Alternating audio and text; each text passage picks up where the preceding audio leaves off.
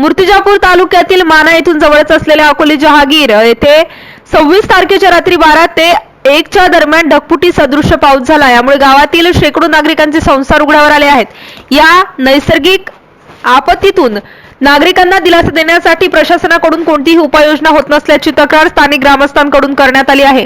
26 September रोजी रात्री 12 ते 1 च्या दरम्यान झालेल्या आकस्मिक पावसाने अकोले जहागीर परिसरात ढगफुटी झाली। यामध्ये गरीब नागरिकांच्या घराचे अतोनात नुकसान झाले असून त्यांचे संसार मात्र उघड्यावर आले आहेत। त्यांना घरात खाण्यासाठी धान्य सुद्धा उरलेले नाही।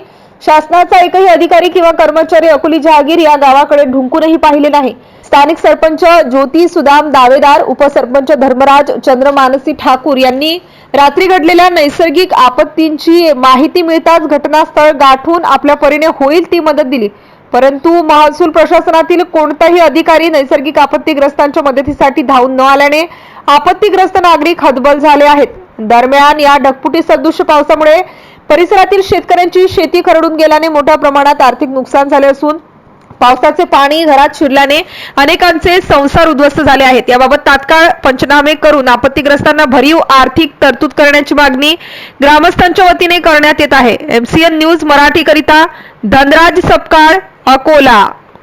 किंवा एक सामाजिक दापत्य म्हणून आपण यांच्यासाठी काय प्रयत्न करणार? आमच्या पक्षाकडून जेवढं आम्हाला होत असेल तेवढी आम्ही यांना मदत करू। मला जसं सोनू मनोरेने फोन केला सकाळी तसंच मी धावत आली आहे।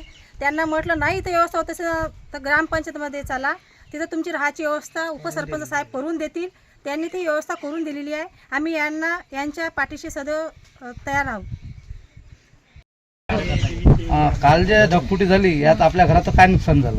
गहू पण गेले, ज्वारी गेली, लेकराचे शाळेचे कपडे, पुस्तकं, सबन, भांडे फांडे सबन वाहून गेले आमचे। आमचं काहीच नाही राहिलं आमच्या घरात। आम्हाला जेवायला सुद्धा जागा नाही ना, काहीच नाही। एवढं ओलं घर झालं आमचं। टोंगायपर्यंत पाणी आमच्या घरात गेलं। आम्ही एकट्या बाईनं काढलं पाणी। अशी कंडिशन झाली आहे आमची। लेकरांना कुठं राहा, आम्ही कुठं राहा, भीत पडायला झाली आमची। सबन भीतीतून पाणी आलेलं आहे। भीत सबन पडते, हेकडी भीत झाली आमची। हे नेमाकुलच म्हणते तर आम्हाला घर कधी आहे। तुम्हाला शासनाकडून घरकुल मंजूर झालं का? मंजूर झालेलं आहे घर, पण ते आम्ही याच्यात आहो म्हणते, क्लास मध्ये आहो म्हणते, निमाकुल मध्ये आहो म्हणते। मग आता घरही पडले तर मग नेमाकुल मध्ये कुठपर्यंत राहायचं आम्ही? आता मग घर पडू द्यायचे का अंगावर? मरू द्यायचे का आमचे लेकर बाळ?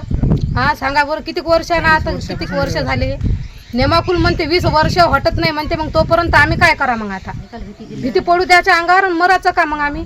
सांगा बरं। बाईची प्रतिक्रिया। आपलं नाव? रोहिणी प्रवीण आठवले।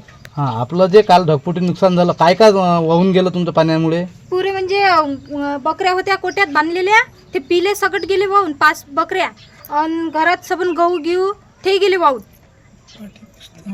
लेकराची पाटी पुस्तक अन्न सबन हे झालं, नुकसान झालं। आपल्याला घरकुल मंजूर आहे का? हो। निमाकुल नसल्यामुळे तुम्हाला तो लाभ भेटला नाही। नेमाकुलमध्ये आहे आणि खूपसे घर उद्ध्वस्त झाले आहेत। लेकरांचं शिक्षणाचं नुकसान, अन्नधान्याचं नुकसान खूप झालं आहे। मला हे पावलं गेलं नाही। मी तत्काळ सचिन भाऊ कोकणेला फोन केला। त्यांनी जिल्हाध्यक्ष सीमाताई सरदार यांना फोन केला की तुम्ही ताबडतोब अकोले जहागिरीत जाऊन शनी तिथची माहिती घ्यावी आणि ज्यांना गरिबांना काही मदत लागत असेल तर आपण आपल्यातर्फे किंवा इतरांतर्फे देऊ अशी यांनी मागणी केली। तेव्हा मी सीमाताईने आल्या, त्यांनी तत्काळ यांनी येऊन शनी तर सगळ्यांना बोलावलं, पत्रकारांना। तर आतापर्यंत माझ्या गावात एकही पत्रकार येऊन इथची म्हणजे माहिती घेऊन गेलाच नाही। म्हणजे आमचं गाव असं मागासल्यासारखं मागं सोडलेलं आहे। तर आता तुम्ही पहा, आमचं असं आहे घरकुल, आम्हाला घरकुली नाही, काहीच नाही आहे। तर आता सरकारने काही करावं, तुम्ही काय सपोर्ट करा आम्हाला बस। ग्रामसेवकचं काम आहे।